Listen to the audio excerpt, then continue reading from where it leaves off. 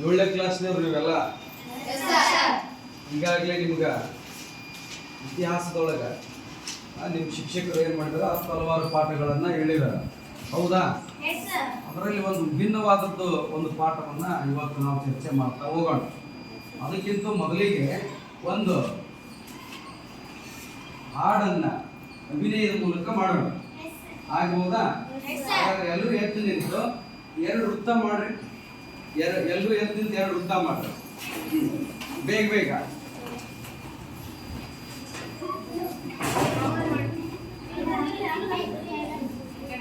ಹಾ, ಆಯ್ತಾ?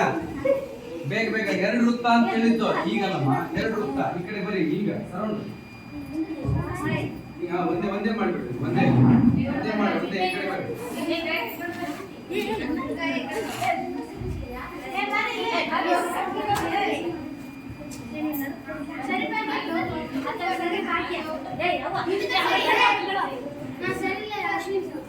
ಓಕೆ, ಆಗ್ಬೋದಾ?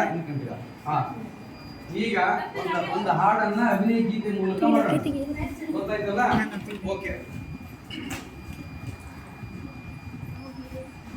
ಕೇಳಿರಿ ಮಕ್ಕಳೇ, ನಾಳಿನ ಪ್ರಜೆಗಳೇ, ಕೇಳಿರಿ ಹೇಳುವೆ ಮಾತೊಂದ.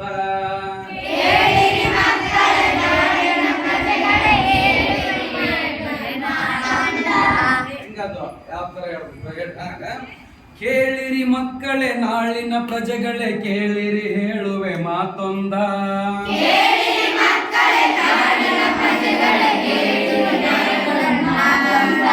ಸ್ವಾತಂತ್ರ್ಯಕ್ಕಾಗಿ ಹೋರಾಡಿ ಮಾಡಿದ ಕಿತ್ತೂರು ರಾಣಿಯ ಕಥೆಯೊಂದ. ಕಿತ್ತೂರು ರಾಣಿಯ ಕಥೆಯೊಂದ. ಬೆಳಗಾವಿ ಜಿಲ್ಲೆಯ ಕಾಕತಿಯಲ್ಲಿ ವೀರಪುತ್ರಿಯು ಜನಿಸಿಹಳು. ಧೂಳಪ್ಪ ದೇಸಾಯಿ ಪದ್ಮಾವತಿಯ ಕುಲಪುತ್ರಿಯೇ ಚೆನ್ನಮ್ಮ. ಕೇಳಿರಿ ಮಕ್ಕಳೇ, ನಾಳಿನ ಪ್ರಜೆಗಳೇ, ಕೇಳಿರಿ ಹೇಳುವೆ ಮಾತೊಂದ.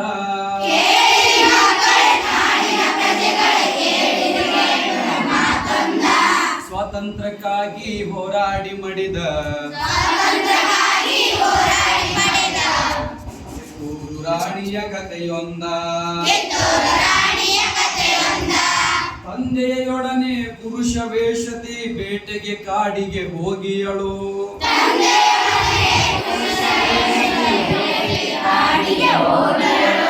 ಕತ್ತಿ ವರಸೆ ಬಿಲ್ಲು ಬಾಣ, ಸವಾರಿ ಕಲಿತಿಹಳು. ಕಿತ್ತೂರು ದೊರೆ ಮಲ್ಲ ಸರ್ಜನ ಪ್ರೀತಿಯ ಮಡದಿ ಎನಿಸಿಯಳು.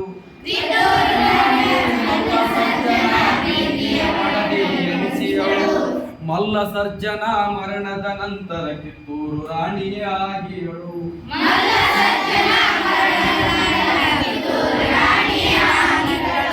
ಕೇಳಿರಿ ಮಕ್ಕಳೇ, ನಾಳಿನ ಪ್ರಜೆಗಳೇ, ಕೇಳಿರಿ ಹೇಳುವೆ ಮಾತೊಂದ.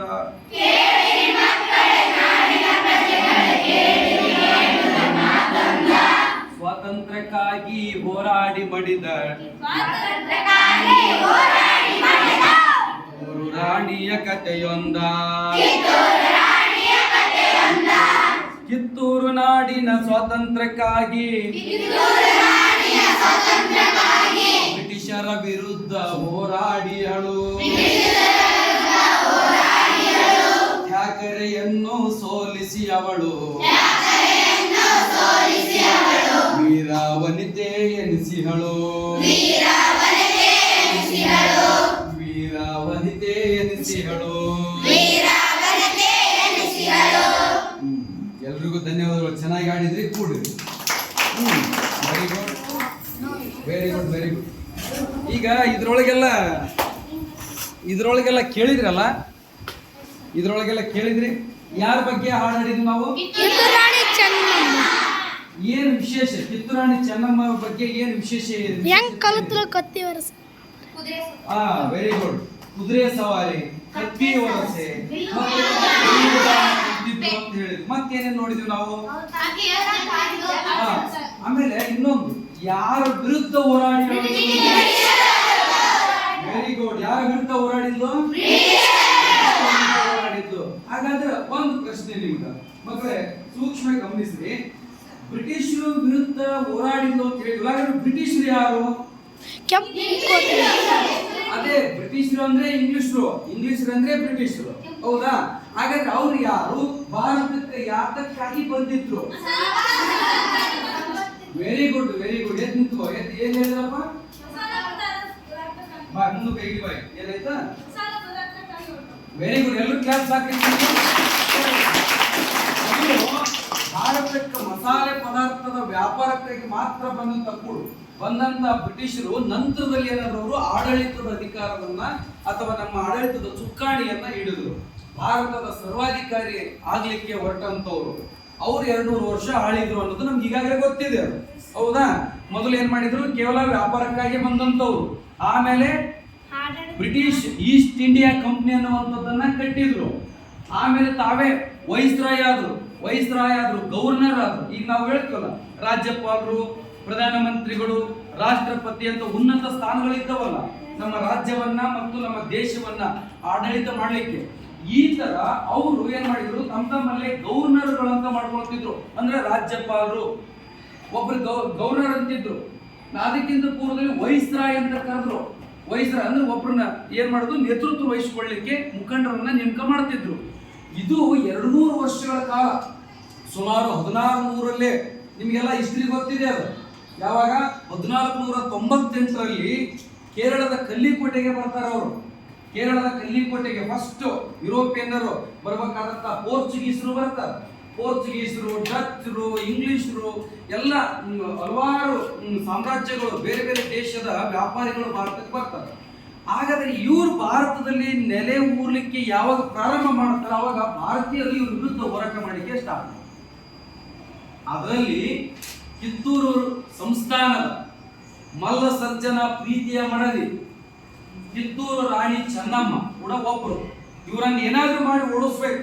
ಈಗ ನೋಡ್ರಿ, ನಾನೇನಾದ್ರೂ ನಿಮ್ಮ ಮನೆಗೆ ಬಂದು ನಾನೇನಾದ್ರೂ ಮನೆ ಇರತರ ಜವಾಬ್ದಾರಿ ತಗೊಳಕತ್ತಿದ್ರೆ ನೀವು ಹೋಗ್ತೀರಿ? ವಿರೋಧ ಮಾಡ್ತಿರೋ? ಮಾಡೋದಿಲ್ಲ. ಇದೇ ತರ ಬ್ರಿಟಿಷರನ್ನು ಕೂಡ ಭಾರತದಲ್ಲಿರ್ತಕ್ಕಂಥ ಸ್ವತಂತ್ರ ಹೋರಾಟಗಾರರು, ಹಲವಾರು ಸಾಮ್ರಾಜ್ಯದ ನಾಯಕರು ಏನ್ ಮಾಡಿದ್ರು? ಹೋರಾಟವನ್ನ ಮಾಡೋದ್ರ ಮೂಲಕ ವಿರೋಧ ಮಾಡಿದ್ರು ಅವರು. ಹಾಗಾದ್ರೆ ಅಂತವರಲ್ಲಿ ಪ್ರಮುಖವಾಗಿರ್ತಕ್ಕಂಥದ್ದು ಯಾರು? ಕಿತ್ತೂರು ರಾಣಿ ಚೆನ್ನಮ್ಮ. ಅವರವ್ರ ಜೊತೆಗೆ ಮತ್ತೆ ಇಲ್ಲೊಂದು ವಿಡಿಯೋ ಇದೆ ನೋಡ್ರಿ, ಇದನ್ನು ಸೂಕ್ಷ್ಮವಾಗಿ ನೀವು ಗಮನಿಸ್ರಿ.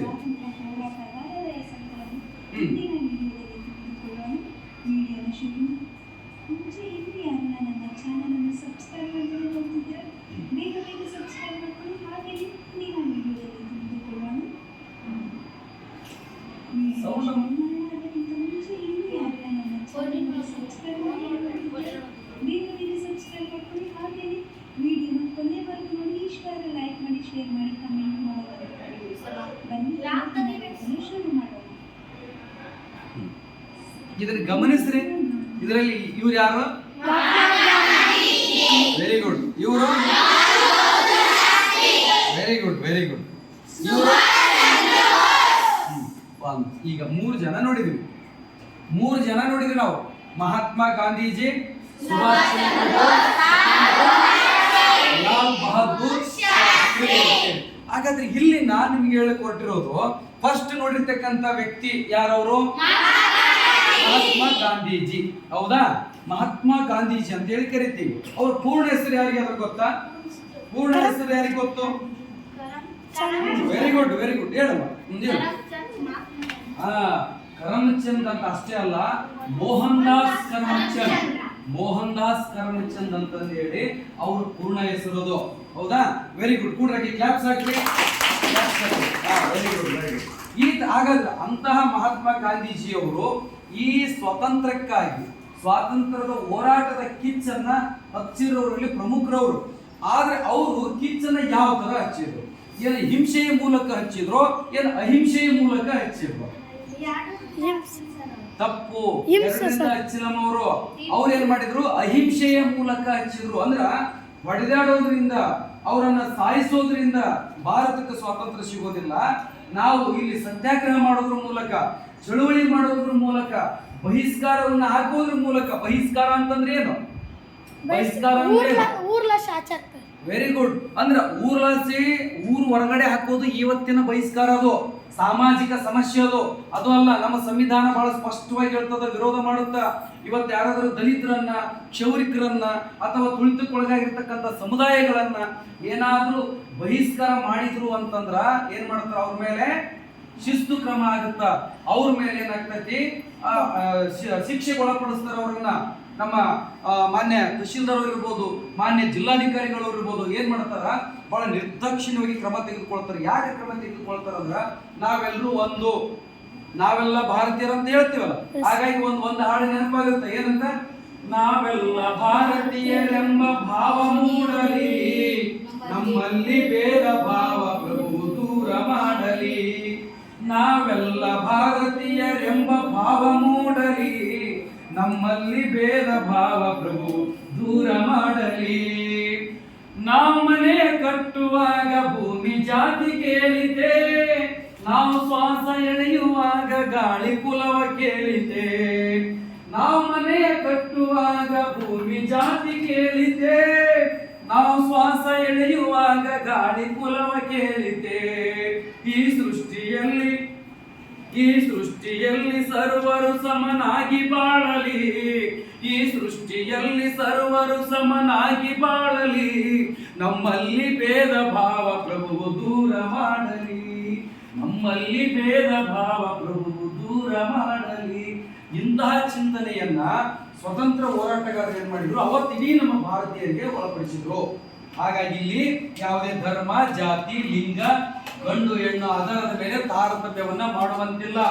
ಆದ್ರೆ ಅವತ್ತಿನ ಬಹಿಷ್ಕಾರ ಹೇಗಿತ್ತು ಅಂತಂದ್ರ, ಬ್ರಿಟಿಷರು ಕಾರ್ಖಾನೆಗಳು ನಮ್ಮ ಭಾರತದಲ್ಲಿ ಇದ್ವು, ಬ್ರಿಟಿಷರ ಮಾರುಕಟ್ಟೆಗಳು ನಮ್ಮ ಭಾರತದಲ್ಲಿ ಇದ್ವು.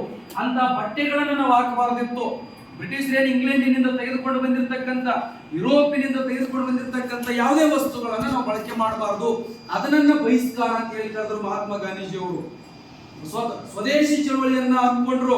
ಭಾರತದ ಸಾಮಗ್ರಿಗಳನ್ನೇ ಬಳಸಿ, ಭಾರತದ ವಸ್ತುಗಳನ್ನೇ ಖರೀದಿ ಮಾಡಿ, ಭಾರತದಲ್ಲಿ ನೇದಿರ್ತಕ್ಕಂಥ ಬಟ್ಟೆಗಳನ್ನೇ ನೀವು ಹಾಕೊಂಡ್ರಿ ಅಂತ ಹೇಳಿ ಒಂದು ದೊಡ್ಡ ಮಟ್ಟದಲ್ಲಿ ಅವರು ಪ್ರಚಾರವನ್ನ ಮಾಡಿದ್ರು. ಇದು ಒಂದು ಭಾಗ. ಯಾಕೆ ನಾವು ಒಂದು ಮಹಾತ್ಮ ಗಾಂಧೀಜಿಯವರ ಬಗ್ಗೆನೇ ಹೇಳ್ತಾ ಇದ್ದೀವಿ. ಇದ್ರ ಜೊತೆಗೆ ಅವರು ಸತ್ಯಾಗ್ರಹ, ಅಹಿಂಸಾತ್ಮಕ ಹೋರಾಟಗಳು, ಇವನ್ನೆಲ್ಲ ಹೋರಾಟ ಮಾಡೋದ್ರ ಮೂಲಕ ಬ್ರಿಟಿಷರಿಗೆ ಏನ್ ಮಾಡ್ತಿದ್ರು, ಅವರು ಪೆಟ್ಟನ್ನ ಕೊಡ್ತಿದ್ರು. ಈ ಅವ್ರಿಗಿಂತ ಹಿಂದೆ ಹೇಗೆ ಮಾಡ್ತಿದ್ರು, ಕಿತ್ತೂರು ರಾಣಿ ಚೆನ್ನಮ್ಮ, ಸಂಗೊಳ್ಳಿ ರಾಯಣ್ಣ, ಹೌದಾ, ದಾದಾ ಸಾಹೇಬ್ ಯಾರಿವರು, ಪಾಲ್ಕೆಯವರು, ಆಮೇಲೆ ನಮ್ಮ ಮುಂಡ್ರಿಗಿ ಭೀಮರಾಯನವರು, ನರಗುಂದದವರು, ಆಮೇಲೆ ಸುರಪುರದ ನಾಯಕರು, ಹಲಗಲಿ ಬೇಡರು, ಝಾನ್ಸಿ ರಾಣಿ ಲಕ್ಷ್ಮೀಬಾಯಿ ಅವರು, ಹೌದಲ್ಲ, ತಾತ್ಯಾ ಟೋಪಿ ಅಂತವ್ರು, ಇವರೆಲ್ಲ ಏನ್ ಮಾಡಿದ್ರು, ಬಹಳ ಕ್ರಾಂತಿಕಾರಿಯಾಗಿ ಹೋರಾಟ ಮಾಡಿದ್ರು. ಅವರು ಕ್ರಾಂತಿಕಾರಿ, ರಕ್ತ ಸಿಕ್ತ ಹೋರಾಟ ಅಂತ ಕರಿತೀವಿ ನಾವು ಅವರನ್ನ. ರಕ್ತ ಸಿಕ್ತ ಹೇಳಿದ್ರಲ್ಲ. ಮತ್ತೀಗ ಅಹಿಂಸೆ ಅನ್ನೋದೇ ಇಂಪಾರ್ಟೆಂಟ್ ಆಗಿತ್ತು ಅಂತಂದ್ರೆ ಅವ್ರು ಕತ್ತಿ ವರ್ಷ ಕಲಿಬೇಕಾಗಿಲ್ಲ. ಗಾಂಧೀಜಿ ಕತ್ತಿ ವರ್ಷ ಕಲಿತಿದ್ರ? ಹೇಳಿ, ಕತ್ತಿ ಬೀಸೋದನ್ನ ಕಲಿತಿದ್ರ ಗಾಂಧೀಜಿ? ಅವರು ಕತ್ತಿ ವರ್ಷ ಕಲಿಲಿಲ್ಲ. ಯಾಕೆ ಕಲಿಲಿಲ್ಲ ಅಂತಂದ್ರ, ಈ ಹಿಂದಾಲಿ ಇತಿಹಾಸದೊಳಗ ಕತ್ತಿ ವರ್ಷ ಮೂಲಕ, ಕುದುರೆ ಸವಾರಿ ಮೂಲಕ, ಬಂದೂಕಿನ ಮೂಲಕ, ತುಪಾಕಿಗಳ ಮೂಲಕ ಹೋರಾಟವನ್ನ ಮಾಡಿದ್ರು ಬ್ರಿಟಿಷರ ವಿರುದ್ಧ. ಅದು ಯಾವಾಗ ಯಶಸ್ವಿ ಆಗಲಿಲ್ಲೋ ಅವಾಗ ಅವರ ಹಿಂಸೆ ಮಾರ್ಗವನ್ನು ಆಯ್ಕೆ ಮಾಡಿಕೊಂಡ್ರು. ಆದ್ರೆ ಈಗ ನಾವು ಚರ್ಚೆ ಮಾಡುವಂಥದ್ದು ಸ್ವತಂತ್ರದ ಚಳುವಳಿಯಲ್ಲಿ ಭಾಗವಹಿಸಿರ್ತಕ್ಕಂಥ ಇಂಥ ಮಹಾನ್ ನಾಯಕರು. ಇದರಲ್ಲಿ ಕ್ರಾಂತಿಕಾರಿಗಳು ಇದ್ದಾರೆ, ಮಂದಗಾಮಿಗಳು ಇದ್ದಾರೆ, ಗೊತ್ತಾಗ್ತಲ್ಲ ನಿಮಗ? ತೀವ್ರಗಾಮಿಗಳು ಕೂಡ ಇದ್ದಾರೆ. ಮಂದಗಾಮಿಗಳು, ತೀವ್ರಗಾಮಿಗಳು, ಕ್ರಾಂತಿಕಾರಿಗಳು ಅಂತ ಹೇಳ್ತೀವಿ ಅವ್ರನ್ನ. ಮೂರು ತರ. ಒಂದಿಷ್ಟು ಜನ ರಕ್ತ ಅಂತ ಹೋರಾಟ ಮಾಡಿದವರು, ಇನ್ನೊಂದಿಷ್ಟು ಜನ ಇವರು ಪ್ರತಿಯೊಂದಕ್ಕೂ ವಿರೋಧ ಮಾಡಬೇಕಂತ ಹೋರಾಟ ಮಾಡಿದವರು, ಇನ್ನೊಂದು ಗುಂಪಿತ್ತು ಸುಮ್ಮನೆ ನೋಡೋದಪ್ಪ, ತಟಸ್ಥ ನೀತಿ ಎಲ್ಲದಕ್ಕೂ. ಈಗ ನೀವು ನಾನೇನಾದ್ರೂ ಹೇಳಿದ್ರೆ ನೀವು ರಿಪ್ಲೈ ಮಾಡಬೇಕು. ರಿಪ್ಲೈ ಮಾಡಿದ್ರೆ ನನಗೆ ಏನು ಅನ್ಸುತ್ತಾ, ಎಸ್ ನಾನು ಪಾಠ ಮಾಡ್ತಾ ಇದ್ದೀನಿ, ನಿಮ್ಗೆ ಅರ್ಥ ಆಗ್ತಾ ಇದೆ ಅಂತ ಅರ್ಥ. ಒಂದು ವೇಳೆ ನಾನು ಏನಾದ್ರೂ ಹೇಳ್ತಾ ಹೋದ್ರು ನೀವು ಏನೂ ರಿಪ್ಲೈ ಮಾಡಿಲ್ಲ ಅಂದ್ರೆ ಏನ್ ಅನ್ಕೋಬೇಕು ನಾನು, ಇವ್ರು ಯಾಕೋ ರಿಪ್ಲೈ ಮಾಡ್ತಾ ಇಲ್ಲ, ಇವ್ರು ನಾನು ಏನ್ ಮಾಡ್ತಾ ಇದ್ದಾರೆ, ಇವರು ತಟಸ್ಥ ಧೋರಣೆಯನ್ನು ತಾಳ್ತಾ ಇದ್ದಾರೆ ಅಂತ ಈ ತರ ಏನ್ ಮಾಡಿದ್ರು, ಒಂದಿಷ್ಟು ಜನ ಸ್ವತಂತ್ರ ಹೋರಾಟಗಾರರು ಬ್ರಿಟಿಷರ ವಿರುದ್ಧ ತಟಸ್ಥ ನೀತಿಯನ್ನು ಕಾತಿದ್ರು. ಹಾಗಾಗಿ ಇತಿಹಾಸದೊಳಗ ಇವೆಲ್ಲ ಬರ್ತಾವ. ಆದ್ರೆ ಇಲ್ಲಿ ನಾವು ಇಂಪಾರ್ಟೆಂಟ್ ಏನಪ್ಪಾ ಅಂತಂದ್ರ ಕಿತ್ತೂರು ರಾಣಿ ಚೆನ್ನಮ್ಮ ಸ್ವತಂತ್ರ ಹೋರಾಟಗಾರ ಚಳುವಳಿ ಭಾಗವಹಿಸಿರ್ತಕ್ಕಂಥವ್ರನ್ನ ನಾವು ನೋಡ್ತಾ ಬಂದಿದ್ದೀವಿ. ನಿಮ್ಮ ಹಾಗೆ ಒಬ್ಬ ಸಾಮಾನ್ಯ ಮನೆತನದ ಮಹಿಳೆ ಕಿತ್ತೂರು ರಾಣಿ ಚೆನ್ನಮ್ಮ ಹುಟ್ಟುಟ ಬಹಳ ಶೌರ್ಯ ಧೈರ್ಯವಂತಿಯಾಗಿ ಕಿತ್ತೂರು ರಾಣಿ ಚೆನ್ನಮ್ಮ ಆ ಬಹುಬೇಗನೆ ಏನ್ ಮಾಡ್ತಾರ, ಮಲ್ಲ ಸರ್ಜನಿಗೆ ಮದುವೆ ಮಾಡಿ ಕೊಟ್ಟಾರ. ಮದುವೆ ಮಾಡಿ ಕೊಟ್ಟಂತ ಸಂದರ್ಭದಲ್ಲಿ ಏನ್ ಮಾಡ್ತಾರಪ್ಪ ಅಂತಂದ್ರ ಸ್ವಲ್ಪ ವರ್ಷಕ್ಕ ಆ ಕಿತ್ತೂರು ರಾಣಿ ಚೆನ್ನಮ್ಮನ ಪತಿ ಹೀಗೆ ಹೋಗ್ತಾರೆ. ಅವಾಗ ಅದೇ ಟೈಮ್ಗೆ ಧಾರವಾಡದಲ್ಲಿ ಬ್ರಿಟಿಷರು ಬೀಡು ಬಿಟ್ಟಿರ್ತಾರೆ. ಆ ಧಾರವಾಡ, ಬೆಳಗಾವಿ, ಗದಗ ಎಲ್ಲವೂ ವ್ಯಾಪ್ತಿಗೆ ಒಳಪಟ್ಟಿರ್ತೈತಿ. ಇದು ಎಲ್ಲವೂ ವ್ಯಾಪ್ತಿಗೆ ಒಳಪಟ್ಟಿರ್ತೈತಿ. ಅವಾಗ ಏನ್ ಮಾಡ್ತಾರ, ಚೆನ್ನಮ್ಮನಿಗೆ ಗೊತ್ತಾಗೋದಿಲ್ಲ. ಅವಾಗ ಅಲ್ಲಿ ಒಂದಿಷ್ಟು ನಾವೇನಂತೀವಿ, ಈ ಬುಡಕಟ್ಟು ಅಂತೀವಿ ನೋಡಿ, ಬುಡಕಟ್ಟು ಅಂತೀವಿ, ಇಲ್ಲ ಒಂದಿಷ್ಟು ವಾಲೆಗಾರರು ಅಂತ ಹೇಳಿ ಕರಿತೀವಿ ನಾವು. ವಾಲಿಕಾರರು ಅಂತಂದು ಹೇಳಿ ಈ ಹಿಂದಿನ ಟ್ಯಾಕ್ಸ್ ಕಲೆಕ್ಟರ್ ಅಂತ ಹೇಳ್ತಾರೆ. ಅವರಿಗೆ ಕಂದಾಯ ವಸೂಲಿಗಾರರು ಇವರು. ಕಂದಾಯ ವಸೂಲಿಯನ್ನ ಮಾಡ್ಕೊಳ್ಳತಕ್ಕಂಥ ಒಂದು ಗುಂಪು ಇರ್ತೈತಿ. ಆ ಗುಂಪಿನ ಒಬ್ರು ನಾಯಕರು ಇರ್ತಾರೆ. ನಾಯಕರು, ಆ ನಾಯಕರ ಮನೆತನದಲ್ಲಿ ಒಬ್ಬ ಸಂಗೊಳ್ಳಿ ರಾಯಣ್ಣ ಅನ್ನೋದು ಒಬ್ಬ ಯುವಕ ಇರ್ತಾನೆ. ಆ ಯುವಕರ ಧೈರ್ಯವನ್ನ, ಶೌರ್ಯವನ್ನ, ತ್ಯಾಗವನ್ನ, ಈ ಹೋರಾಟದ ಕಿಚ್ಚನ್ನ ನೋಡಿ ಕಿತ್ತೂರು ರಾಣಿ ಚೆನ್ನಮ್ಮ ತನ್ನ ಬಲಗೈ ಬಂಟನಾಗಿ ಸ್ವೀಕಾರ ಮಾಡಿಕೊಳ್ತಾರೆ. ಬಲಗೈ ಬಂಟನಾಗಿ ಸ್ವೀಕಾರ ಮಾಡಿಕೊಳ್ತಾರೆ. ಸ್ವೀಕಾರ ಮಾಡಿಕೊಂಡ ನಂತರ ಏನಾಗುತ್ತಪ್ಪ ಅಂತಂದ್ರೆ ಮುಂದಿನ ಗೊತ್ತಿದೆ ನಿಮಗೆ. ಬ್ರಿಟಿಷರ ವಿರುದ್ಧ ಹೋರಾಟ ಮಾಡ್ತಾರ. ಹೋರಾಟ ಮಾಡಿ ಯುದ್ಧಗಳಾಗ್ತಾವು. ಕೊನೆಯ ಸಂದರ್ಭದಲ್ಲಿ ಕೆಲವೊಂದಿಷ್ಟು ಜನರು ಎಲ್ಲ ಕಡೆ ಇರ್ತಾರಲ್ಲ, ನೀವೇನಾದ್ರೂ ಒಳ್ಳೇದು ಮಾಡ್ತಾ ಇದ್ರಪ್ಪ ಅಂತಂದ್ರ ನಿಮಗೆ ಕಾಲು ಎಳೆಯೋರು ಅಥವಾ ಈ ಮೋಸ ಮಾಡೋರು, ಸುಳ್ಳು ಹೇಳೋರು ಸಹಜವಾಗಿ ನಮ್ಮ ಸಮಾಜದಲ್ಲಿ ನೋಡ್ತೀವಿ ನಾವು. ಆದ್ರೆ ಅದಕ್ಕೆ ಭವಿಷ್ಯವಿಲ್ಲ. ಏನ್ರಿ, ಸುಳ್ಳು ಹೇಳೋದಕ್ಕ, ಮೋಸ ಮಾಡೋದಕ್ಕ ಭವಿಷ್ಯವಿಲ್ಲ. ಸತ್ಯ, ನಿಷ್ಠೆ, ನ್ಯಾಯ ಮತ್ತು ನೈತಿಕತೆಗೆ ಮಾತ್ರ ಭವಿಷ್ಯವಿದೆ ಅಂತೇಳಿ ನಮಗೆ ಇತಿಹಾಸಕಾರರಿಂದ ಗೊತ್ತಾಗುತ್ತಿದ್ದೋ, ಹೌದಲ್ಲ? ಈ ತರ ಏನ್ ಮಾಡಿದ್ರು, ಒಳ್ಳಿ ಆ ಸಂಗೊಳ್ಳಿ ರಾಯಣ್ಣನ ಕೆಲವೊಂದಿಷ್ಟು ಜನ ಈ ಮಲ್ಲಪ್ಪ ಶೆಟ್ಟಿ ಅನ್ನುವಂಥವ್ರು ಏನ್ ಮಾಡ್ತಾರ, ಬ್ರಿಟಿಷರಿಗೆ ಹಿಡಿದು ಕೊಡ್ತಾರೆ. ಹಿಡಿದು ಕೊಟ್ಟಂತದ್ದು ಸಂದರ್ಭದಲ್ಲಿ ಈ ನ್ಯಾಯಾಂಗದ ಕಟಕಟೆಯಲ್ಲಿ ನಿಲ್ಲಿಸಿದಾಗ ಒಂದಿಷ್ಟು ಸಂಭಾಷಣೆ ಆಗ್ತಾವ. ಒಂದಿಷ್ಟು ಸಂಭಾಷಣೆ ಆಗುತ್ತ. ಒಂದು ಕಡೆ ತ್ಯಾಗ್ರೆ ಇರ್ತಾರ, ಇನ್ನೊಂದು ಕಡೆ ಚೆನ್ನಮ್ಮ ಇರ್ತಾರ, ಇನ್ನೊಂದು ಕಡೆ ಸಂಗೊಳ್ಳಿ ರಾಯಣ್ಣ ಇರ್ತಾರ.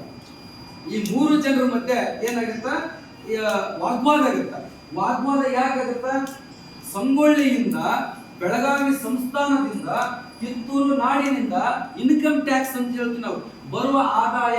ಇನ್ಕಮ್ ಟ್ಯಾಕ್ಸ್ ಅಂದ್ರೆ ನೀವು ಮನೆಯೊಳಗ ಕರೆಂಟು ಉಳಿಸಿದಕ್ಕ, ನೀರು ಬಳಸಿದಕ್ಕ, ಮನೆ ಕಟ್ಟಿಕೊಂಡಕ್ಕ ನೀವು ಮುನ್ಸಿಪಾಲಿಟಿಗೆ ನೀವು ಟ್ಯಾಕ್ಸ್ ಕಟ್ಟೋದಿಲ್ಲ, ಟ್ಯಾಕ್ಸ್ ಕಟ್ತಿರಲ್ಲ. ಅದೇ ತರ ಅವತ್ತು ಏನಾಗಿತ್ತು, ಬ್ರಿಟಿಷರು ಟ್ಯಾಕ್ಸ್ ಕಲೆಕ್ಟ್ ಮಾಡ್ತಿದ್ರು.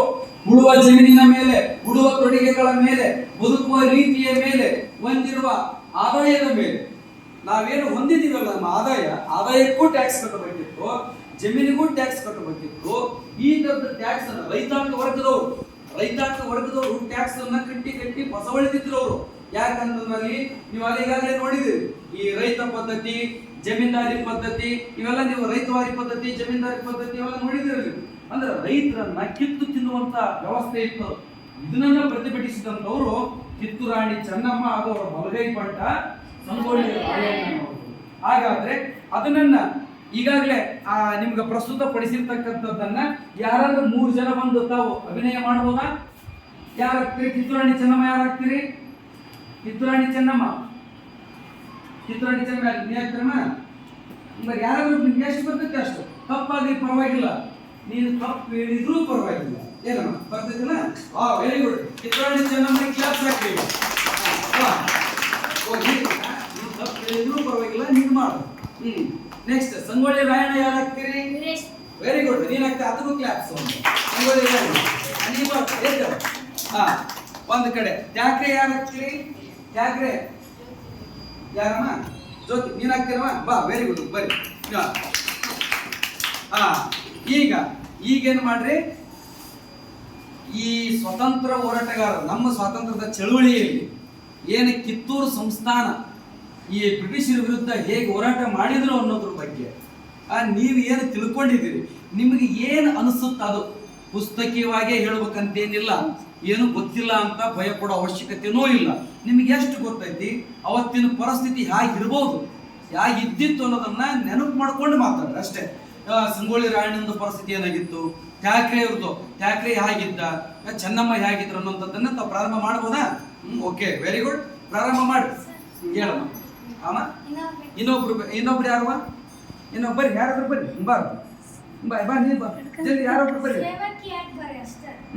ಬರ್ರಿ ಯಾರೊಬ್ರು.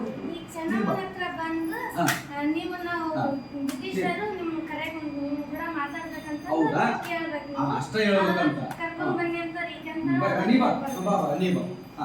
Very good. ಕ್ಲಾಪ್ಸ್ ಹಾಕ್ರಿ, ಈಗೀಗ ಕ್ಲಾಪ್ಸ್.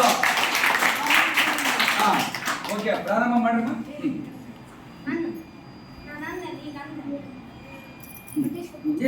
ನಿನ್ನೆ ಹೇಳ್ಕೊಡು, ತಪ್ಪೇನಿಲ್ಲ. ಚೆನ್ನಮ್ಮ ನಿಮ್ಮನ್ನು ಭೇಟಿಯಾಗಲು ನೀನು ಬ್ರಿಟಿಷರಾಗಿ ಬಂದಿದ್ದಾರೆ. ಅಷ್ಟೇ ಹೇಳಿ ಏನಂತ. ಹಿಂಗಂದ್ರ ಈಗ ಅವ್ರ ತಕ್ಕ ಹೋಗಿ ಯಾಕೆ ಹೇಳ್ಬೇಕಪ್ಪ ಅಂತಂದ್ರ, ಮಹಾರಾಣಿಯವರೇ ನಮಸ್ಕಾರ, ನಿಮ್ಮನ್ನು ಭೇಟಿಯಾಗಲು ಬ್ರಿಟಿಷರು ಬಂದಿದ್ದಾರೆ.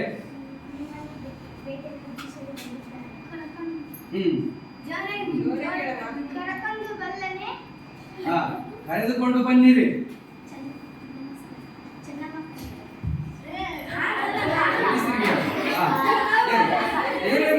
ಪರವಾಗಿಲ್ಲ, ಅಷ್ಟಾದ್ರೂ ಮಾಡ್ಕೊಳ್ಳಲ್ಲ. ಮತ್ತೆ ಹೌದಾ, ಅಷ್ಟಾದ್ರೂ ಮಾಡ್ತಾರೆ, ನೀವು ಮಾಡಲಿಲ್ಲಲ್ಲಪ್ಪ. ಕಿತ್ತೂರು ರಾಣಿ ಚೆನ್ನಮ್ಮ, ನೀನು ನಮಗೆ ಕಪ್ಪನ್ನು ಕೊಡಲೇಬೇಕು. ಕಪ್ಪ ನಿಮಗೆ ಯಾಕೆ ಕೊಡಬೇಕು? ನೀವೇನು ನಮ್ಮ ಅಣ್ಣ ತಮ್ಮರಿಲ್ಲ, ನೀವೇನು ಅಕ್ಕ ತಂಗಿ, ನಿಮಗೆ ಯಾಕೆ ಕೊಡಬೇಕು ನಾವು ಕಪ್ಪ? ಇಲ್ಲ ಕಿತ್ತೂರು ರಾಣಿ ಚೆನ್ನಮ್ಮ, ನೀನು ನಮಗೆ ಕಪ್ಪನ್ನು ಕೊಡಲೇಬೇಕು. ನೀವೇನು ಸಹೋದರ, ನೀವೇ ನಮ್ಮ ಅಣ್ಣ ತಮ್ಮರೇ, ನೀವೇನು ಹೊಡೆದರೆ ಹೊಡೆತೀವಿ, ನಿಮಗೆ ಯಾಕೆ ಕೊಡಬೇಕು ನಾವು ಕಪ್ಪ? ನೆನಪು ಮಾಡ್ಕೊಂಡು ಹೇಳು, ನಿನಗೇನು ಅನ್ಸುತ್ತೆ ಹೇಳು. ಹಂಗಂದಾಗ ಠಾಕ್ರೆ ಏನು ಹೇಳ್ಬೋದಿತ್ತು, ಮತ್ತೇನು ಹೇಳ್ಬೋದಿತ್ತು. ನಾವು ಹುತ್ತಿ ಬಿತ್ತಿ ಬೆಳೆಯುವವರು, ನಾವು ಕಷ್ಟಪಡುವವರು, ನಾವು ಜಮೀನಿನಲ್ಲಿ ದುಡಿಯುವವರು, ನಾವು ದುಡಿದಾಡದಲ್ಲಿ ನಿಮಗೇಕೆ ಕಪ್ಪ ಕೊಡಬೇಕು, ಕಪ್ಪ ಕೊಡಬೇಕಂತೆ ಕಪ್ಪ. ಆ ಥರ ಹೇಳು. ಹೇಳಿದ್ರೆ ನಿನ್ನಿಂದ ಹೇಳು. ನಿನಗೆ ಹೆಂಗ್ ಅನ್ಸುತ್ತಾಗಿ? ನಾವು ಬಿತ್ತಿವರು, ನಾವು ದುಡಿಯುವರು, ನಾವು ನಿಮಗೆ ಏಕೆ ಕೊಡಬೇಕು ಕಪ್ಪ? Very good. ಇಲ್ಲ ಕಿತ್ತೂರು ರಾಣಿ ಚೆನ್ನಮ್ಮ, ನೀನು ನಮಗೆ ಕಪ್ಪನ್ನು ಕೊಡಲೇಬೇಕು. ಆಗುವುದಿಲ್ಲ, ಕೊಡುವುದಾಗುವುದಿಲ್ಲ. ಈ ರಾಯಣ್ಣನ ಪಾತ್ರ ರಾಯಣ್ಣಪ್ಪ, ನೀನು ಹೇಳು. ಇಲ್ಲ ಬ್ರಿಟಿಷರೇ, ನಿಮಗೆ ಕಪ್ಪನ್ನು ನಾವೇಕೆ ಕೊಡಬೇಕು ನಿಮಗೆ? ಹೇಳ್ಬೇಕು. ಕತ್ತಿ ಇರ್ತೈತಲ್ಲ, ಹಿಂಗ ಹಿಂಗಿದ್ರೆ ಕತ್ತಿ ಹಿಂಗಿರ್ತೈತಿ, ಹಿಂಗ ಹಿಂಗ ತೆಗೆದೇವಲ್ಲ. ನಿಮಗೆ ಕೊಡ್ಬೇಕು ಕಪ್ಪ. ನಿಮ್ಮ ಒಡ ಹುಟ್ಟಿದವರೇ, ನಮ್ಮ ಬಂಧುಗಳೇ, ತಾಯಾದಿಗಳು ಮಾಡ್ತಾರೆ ನೋಡ್ರಿ. ಒಡ ಹುಟ್ಟಿದವರೇ, ತಾಯಾದಿಗಳೇ, ಬಂಧುಗಳೇ,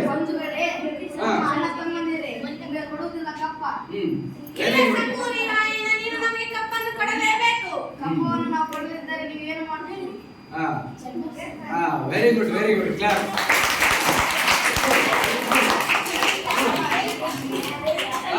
ನೋಡ್ರಿ, ಈಗ ಒಂದಿಷ್ಟು ಪ್ರಯತ್ನ ಮಾಡಿದ್ವಿ, ಹೌದಲ್ಲ? ಒಂದಿಷ್ಟು ಪ್ರಯತ್ನ ಮಾಡಿದ್ವಿ. ಈಗ ನಿಮ್ಮಿಂದ ಸಾಧ್ಯ ಐತಿಲ್ಲ.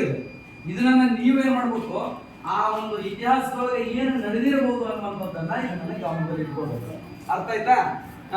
ಅದಕ್ಕೆ ಇಷ್ಟು ವಿಚಾರಗಳನ್ನ ನೀವು ಈ ಒಂದು ನಮ್ಮ ಭಾರತದ ಸ್ವಾತಂತ್ರ್ಯ ಚಳುವಳಿ ಅನ್ನುವಂಥದ್ರಲ್ಲಿ ಹಲವಾರು ನಾಯಕರು ಹೋರಾಟ ಮಾಡಿದ್ರು. ಅದರಲ್ಲಿ ಕಿತ್ತೂರು ಒಂದು ಉದಾಹರಣೆ ಮಾತ್ರ. ಹಾಗಾಗಿ ಈ ಒಂದು ಅಧ್ಯಯನದಲ್ಲಿ ಇನ್ನೂ ಹೆಚ್ಚಿನ ವಿಷಯಗಳನ್ನ ಮುಂದಿನ ತರಗತಿಯಲ್ಲಿ ನಾವು ಚರ್ಚೆ ಮಾಡೋಣ. ಆಗ್ಬೋದಾ? ಓಕೆ, ಎಲ್ರಿಗೂ ಧನ್ಯವಾದಗಳು.